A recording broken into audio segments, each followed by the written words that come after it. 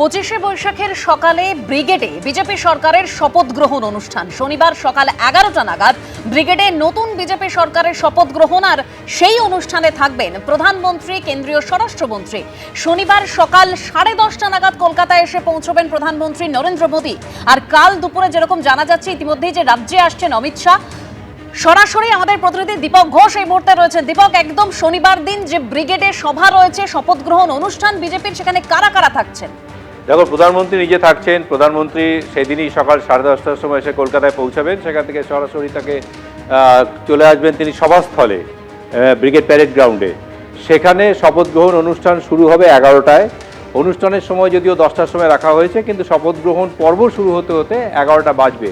এবং শুধু প্রধানমন্ত্রী নয়, মোটামুটি 20টি রাজ্য যেখানে বিজেপি সরাসরি ক্ষমতায় রয়েছে বা কোথাও কোথাও বিজেপি জোট শরিকদের সঙ্গে ক্ষমতায় রয়েছে, সেখানকার মুখ্যমন্ত্রীরাও আসতে পারেন। অন্তত 20টি রাজ্যের মুখ্যমন্ত্রীর এই শপথ গ্রহণ অনুষ্ঠানে থাকার কথা। এবং একই সঙ্গে কেন্দ্রীয় স্বরাষ্ট্রমন্ত্রী থাকবেন অনুষ্ঠানে, নীতিন নবীন যিনি কেন্দ্রীয় সভাপতি দলের, তারও থাকার কথা। শুধু তাই নয়, একাধিক কেন্দ্রীয় মন্ত্রী এবং একাধিক কেন্দ্রীয় নেতা, দলের শীর্ষ নেতা, তারাও উপস্থিত থাকবেন। আসলে বিজেপি এই জয়টাকে, তাদের এই সাফল্যকে বিরাটভাবে তুলে ধরতে চাইছে গোটা দেশের সামনে। তাদের বক্তব্য ছিল এটা যে তারা দক্ষিণ ভারতটাকে জয় করতে পেরেছে অনেকটাই। গোবলয়ে বা হিন্দিভাষী এলাকাগুলোতে তারা দীর্ঘদিন ধরেই সেখানে বিজয় পতাকা উড়িয়েছে। কিন্তু পশ্চিমবঙ্গ একটা জনবহুল বড় রাজ্য, 42টি লোকসভা কেন্দ্র। শুধু তাই নয়, যিনি জনসংঘের প্রতিষ্ঠাতা এবং যার হাত ধরে সেই জনসংঘই পরবর্তীকালে বিজেপিতে রূপান্তরিত হলো, সেই প্রতিষ্ঠাতা যে রাজ্যের, সেই রাজ্যে তারা কোনোদিনও এখানে তারা পা রাখতে পারেননি সেভাবে। ধীরে ধীরে ধীরে ধীরে শেষ পর্যন্ত গত 15 বছর ধরে একটানা প্রচেষ্টার পর এখানে সাফল্য তাদের হাতে এলো। এটাকে তারা বিরাট আকারে সেলিব্রেট করতে চাইছেন। এ কারণেই ব্রিগেডে শপথ গ্রহণ অনুষ্ঠানের সিদ্ধান্ত নেওয়া হয়েছে। পাশাপাশি আরেকটি বিষয় জানিয়ে রাখি যে শুধু এটাই নয়, আগামীকাল রাজ্যে আসছেন কেন্দ্রীয় স্বরাষ্ট্রমন্ত্রী অমিত শাহ। তিনি এসে পৌঁছবেন 12টা 40 নাগাদ।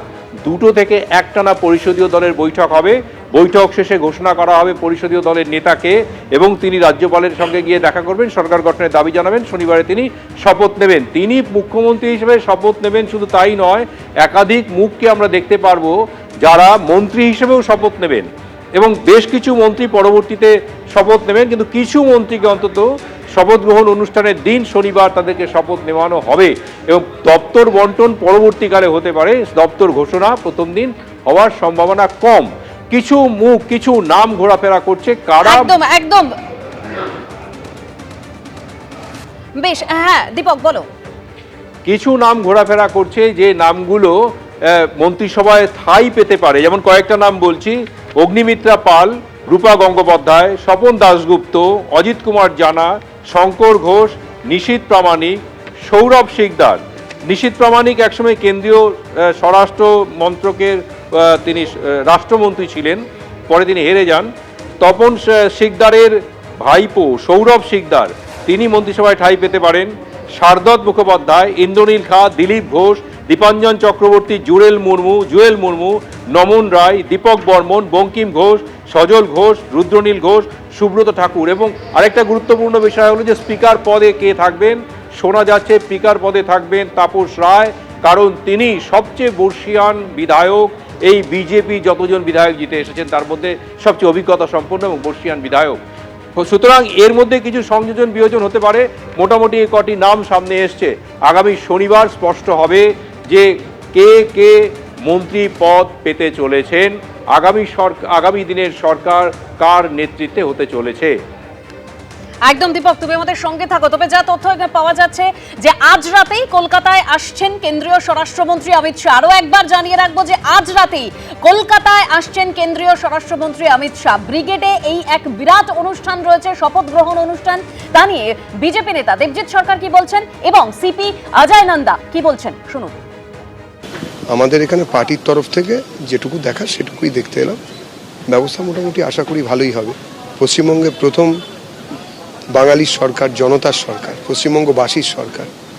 বিজেপির বিধায়করা নিশ্চয়ই এই সরকার চালাবেন, কিন্তু বাকি ক্ষেত্রে তো এটা মানুষের সরকার পশ্চিমবঙ্গের। মাটি হেলিপ্যাড হচ্ছে, সেক্ষেত্রে কি সরাসরি এখানে প্রধানমন্ত্রী সরাসরি ব্যবস্থা হচ্ছে, যদি বৃষ্টি না হয় বা অন্য কিছু যদি হয় তাহলে সরাসরি এখানে বৃষ্টির সম্ভাবনা আছে, এটা তো একটা চিন্তা থাকে। দেখা যাক কি হয়, এনারা কি ব্যবস্থা নিচ্ছেন। স্টেটের যারা এর মধ্যে রয়েছেন তারাও এসেছেন, একটু পরে আরও লোকজন আসবেন, ওনাদের সঙ্গে একসঙ্গে বসে ঠিক করা হবে। প্রধানমন্ত্রী, স্বরাষ্ট্রমন্ত্রী থেকে শুরু করে অন্যান্য রাজ্যের মুখ্যমন্ত্রীরাও থাকবেন এমনটাই শোনা যাচ্ছে, সেক্ষেত্রে সিকিউরিটিটাও তো মানে খুব টাইট। খুবই টাইট সিকিউরিটি হবে আশা করা যায়, কেননা পুরো সারা ভারতের পাওয়ার সেন্টার এখানে সেদিনের জন্য আসছে। তো প্রিকশন কিছু নেই, শুধু মানে এন্ট্রি অফ ভেহিকলস দেখতে হবে, ওটা নিয়ে ওই কাজ হচ্ছে, ওইদিকে রাস্তার কাজ হচ্ছে। স্টেট পুলিশ থাকবে, বাইরে কিছু কিছু জায়গাতে থাকবে, যেখানে এরকম স্ট্র্যাটেজিক আছে জায়গা যেখান থেকে লোক আসবে, ওই সব জায়গাতে এখনো প্ল্যান হয়নি। আসছেন আইজি সিআরপিএফ, কথা বলে আমরা প্ল্যানিং করছি। এবিপি আনন্দ, এগিয়ে থাকে, এগিয়ে রাখে।